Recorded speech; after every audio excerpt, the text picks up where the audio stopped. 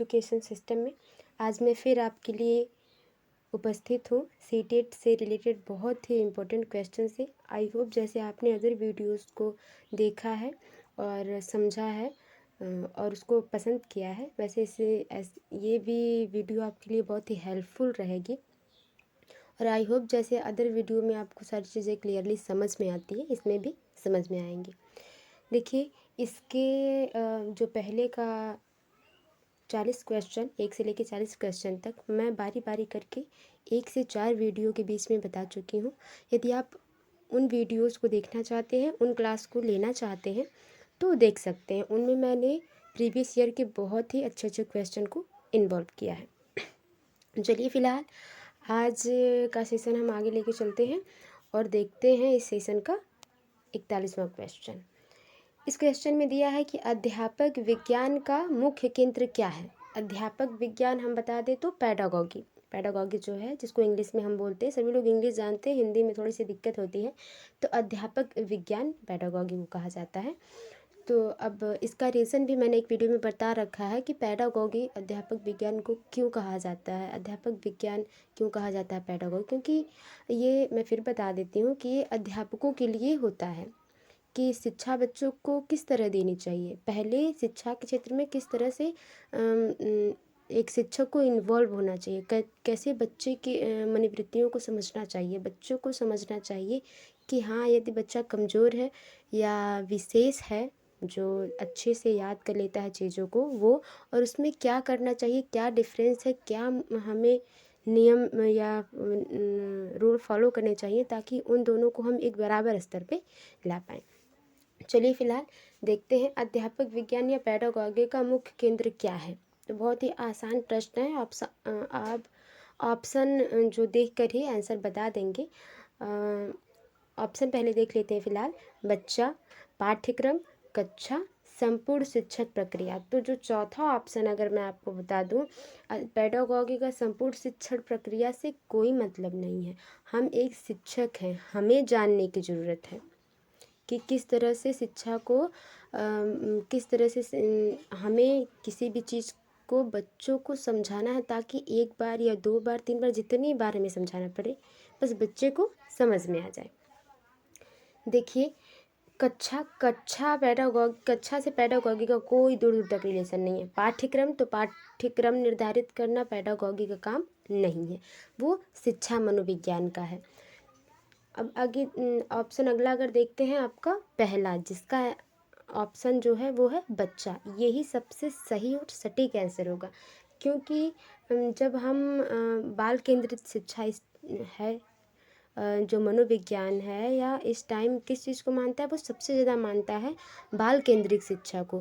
पहले जो शिक्षा थी वो विषय केंद्रित थी, अध्यापक केंद्रित शिक्षा थी, लेकिन अब ऐसा बिल्कुल भी नहीं है।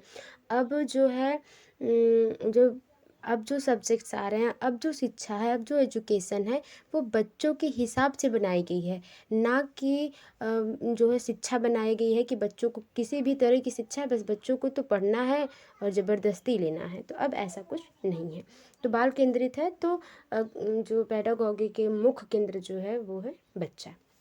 आई होप आपको ये क्वेश्चन बिल्कुल समझ में आया होगा। अगला देखते हैं, छोटे बच्चों की रुचि किस प्रकार के परिवेश में होती है। तो पारिवारिक परिवेश में, पड़ोसी परिवेश में, यहाँ पे फिलहाल पड़ोसी नहीं रहेगा, पड़ोसी परिवेश में, स्कूल पर, या कार्टूनों का परिवेश। तो मैं आपको बता दूं, बच्चे छोटे होते हैं, आप भी ऑब्वियसली आप गेस किए भी होंगे, तब भी आप चौथा ही ऑप्शन लगाएंगे।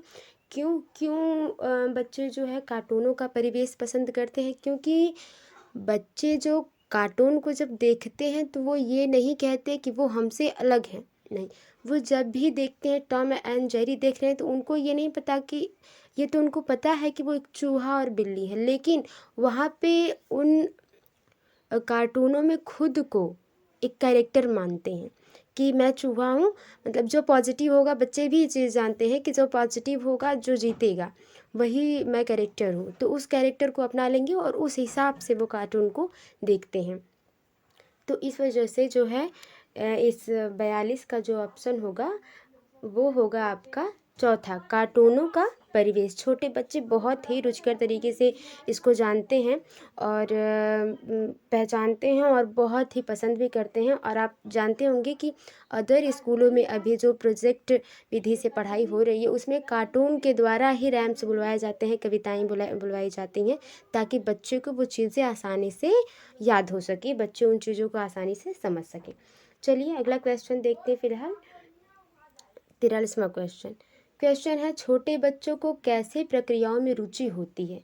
वैयक्तिक कार्यों में, सामूहिक कार्यों में, माता पिता के कार्यों में और स्कूली कार्यों में। तो छोटे बच्चों को स्कूली कार्य तो भारी लगता है। अब शिक्षा में बदलाव आने की वजह से बच्चे इंटरेस्ट लेते हैं, क्योंकि प्रोजेक्ट विधि से पढ़ाने से बच्चों में जो है ऑडियो वीडियो रिकॉर्डिंग से पढ़ाने से बच्चे जो है बहुत ही अपने आप को फ्री फील करते हैं कि हम तो उसको कुछ भी कहें, लेकिन बच्चे उसको टीवी ही कहते हैं। तो वो टीवी के हिसाब से कि हमको टीवी देख के स्कूल में पढ़ाया जाता है, मम्मी पढ़ाई बहुत अच्छी, मज़ा आ गया हमको, तो वो कविता आगे घर पे सुनाते भी हैं।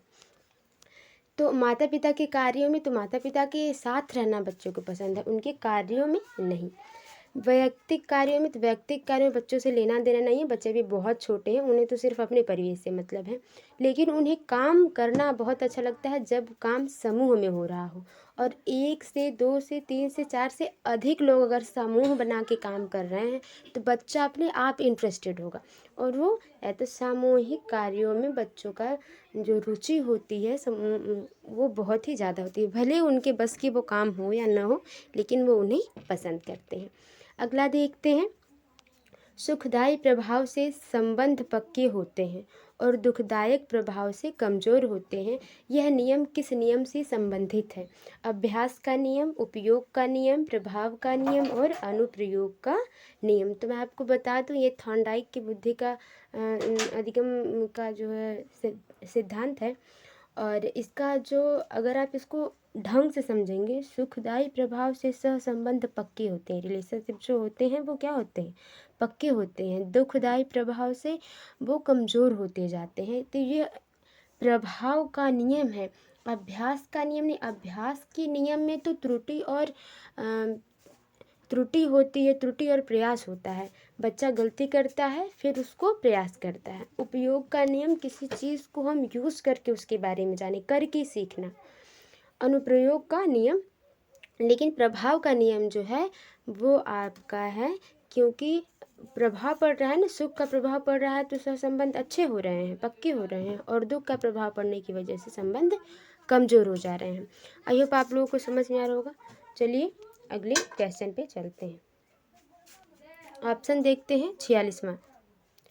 ऑप्शन देख 46वां क्वेश्चन है कि बच्चों के पिछड़ने के पीछे कौन से कारण जिम्मेदार हैं? स्कूल का निरंकुश वातावरण, स्थूल बुद्धि का होना, घर का वातावरण, प्यार की कमी। पहले हम चौथे ऑप्शन से शुरू करते हैं कि क्या है, कैसे है। प्यार की कमी बच्चे के पिछड़ने का कारण हो ही नहीं सकता, क्योंकि बच्चे जो है घर से लाड प्यार नहीं मिलेगा, और ऐसा बहुत ही कम होता है कि माता पिता अपने बच्चों को प्यार ना करें, ये तो बहुत ही कम। तो इसके इतना सीधा आंसर नहीं होगा, इसको हम छोड़ देते हैं। घर का वातावरण एक तरह से अगर आप सोचिए तो पिछड़ने का कारण है, लेकिन मैंने आपको बताया है ना कि ऑप्शन सी टेट में कोई भी गलत नहीं अक्सर होता। सारे कभी कभी तो ऐसा होता है कि चारों जो ऑप्शन होते हैं वो बहुत ही सटीक बैठते हैं उस क्वेश्चन के लिए, लेकिन उसमें से सबसे श्रेष्ठ, सबसे सही, सबसे सटीक आंसर को हमें चूज़ करना है। तो आप मनोवैज्ञानिक तरीके से सोचिएगा, ना कि नॉर्मल तरीके से। तो घर का वातावरण ठीक है, बच्चों को पीछे करने में जिम्मेदार है, क्योंकि जब घर परिवार का वातावरण सही नहीं होगा तो बच्चा ऑब्वियसली नहीं सही होगा। और पहला अगर देखते हैं, स्कूल का निरंकुश वातावरण। हाँ, स्कूल का व्यवहार जो होगा, टीचरों का व्यवहार आक्रामक होगा, कि वो एकदम हाँ देवी देवताओं की तरह चढ़े हुए हैं ऊपर, मतलब लेके स्टिक खड़े रहते हैं, जैसे दुर्गा जी त्रिशूल लेके खड़ी रहती हैं, तो वो अलग बात है। ये कारण भी है, लेकिन बच्चे में एकदम पिछड़ापन तब आ जाएगा जब बच्चे की बुद्धि शक्ति बहुत ही कमज़ोर होगी। जब बच्चा जड़ बुद्धि का होता है, जब उसको एक जो बात उसको 10-20 बार समझाने के बाद भी वो बच्चा न पकड़ पाए, तो उस प्रकार के बच्चे को स्थूल बुद्धि का बच्चा कहा जाता है। तो ये तीनों तो आप ये जो है प्यार की कमी, घर का वातावरण, स्कूल का निरंकुश वातावरण, ये तो आप सेकेंडरी रूल में ले सकते हैं, ये आप सेकेंडरी रूल में ले सकते हैं। लेकिन अगर सबसे ज़्यादा जिम्मेदार पूछेगा तो सबसे ज़्यादा जिम्मेदार उस बच्चे की खुद बुद्धि लब्धि होगी। अगर बच्चे की बुद्धि लब्धि सबसे कम है, उसका 20 से 30-40 पे है, जो बुद्धि लब्धि है, IQ लेवल है, तो बच्चा जो है स्थूल बुद्धि का होगा और उसे चीज़ों को समझने में समय लगेगा। इसलिए जो है बच्चों के पिछड़ने का जो सबसे मेन रीज़न होगा, मेन कारण जो होगा, मुख्य कारण जो होगा, वो बच्चे की खुद बुद्धि जो है, IQ लेवल जो है वो बहुत ही कम है, जिसे हिंदी में स्थूल बुद्धि का होना कहते हैं।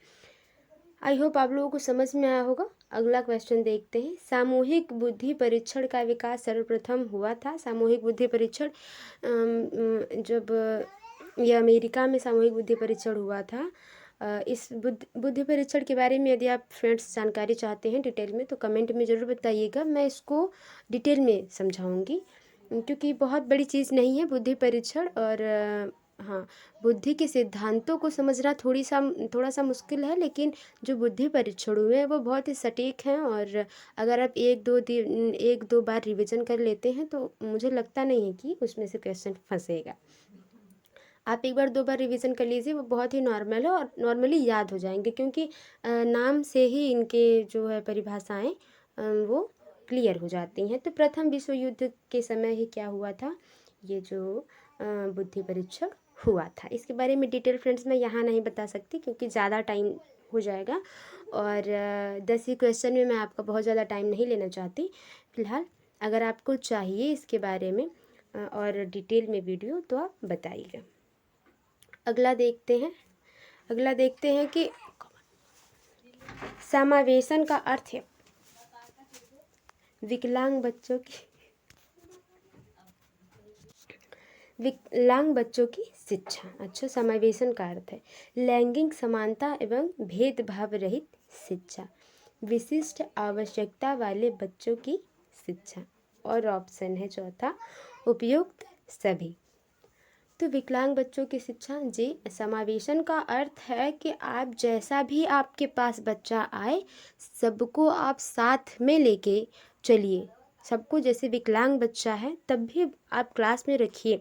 लैंगिक समानता एवं भेदभाव रहित शिक्षा अवश्य ही होनी चाहिए। ऐसा ना हो कि हम जो है लड़कियों को सिर्फ पढ़ाएंगे, लड़कों को नहीं पढ़ाएंगे, या लड़कों को सिर्फ पढ़ाएंगे, लड़कियों को नहीं पढ़ाएंगे, या जाति धर्म पे जो वो होता है। तो शिक्षा एक पवित्र मंदिर है। हम विद्यालय में हम भेदभाव क्या करेंगे बताइए।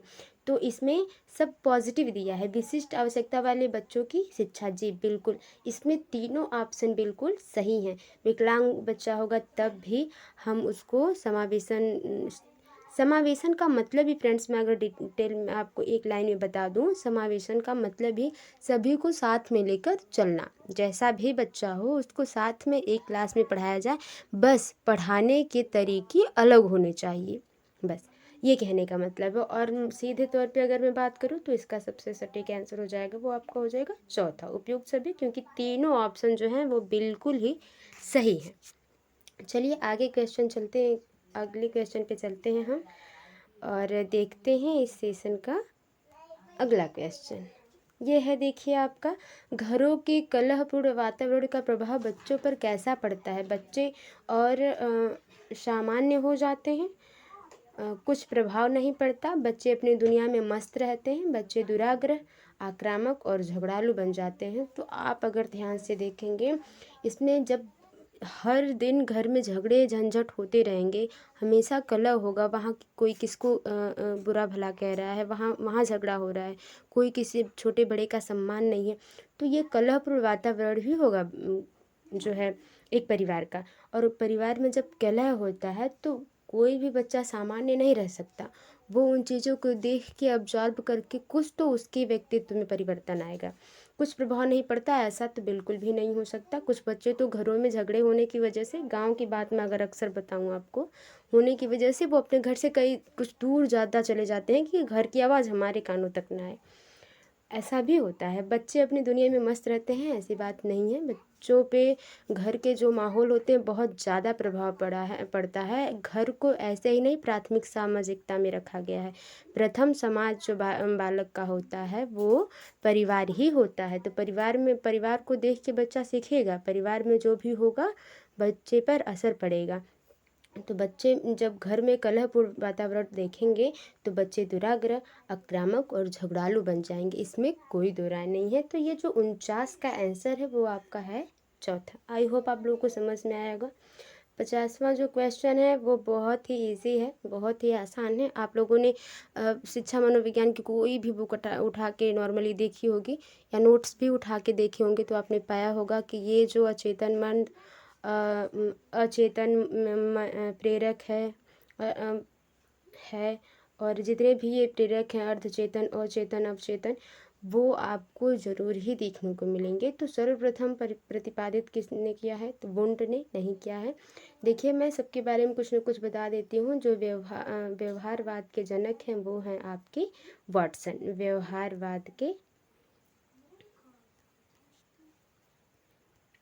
व्यवहारवाद के ये जनक हैं।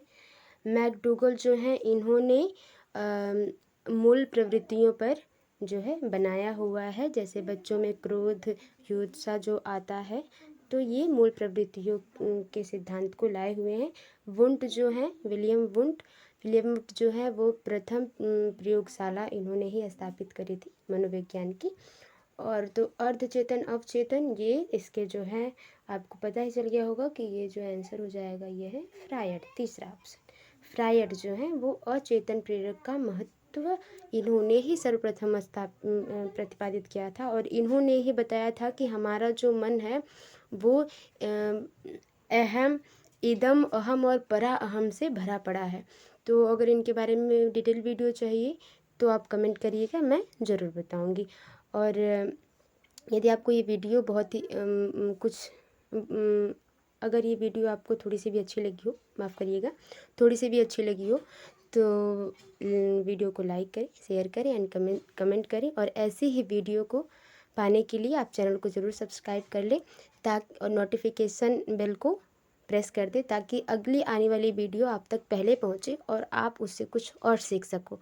और यदि आप को ये वीडियो कैसी लगी है कमेंट में ज़रूर से प्लीज़ बताइएगा ताकि मुझे पता चले कि मेरे जो समझाने का तरीका है वो ठीक है या मैं इसमें और बदलाव लाऊं।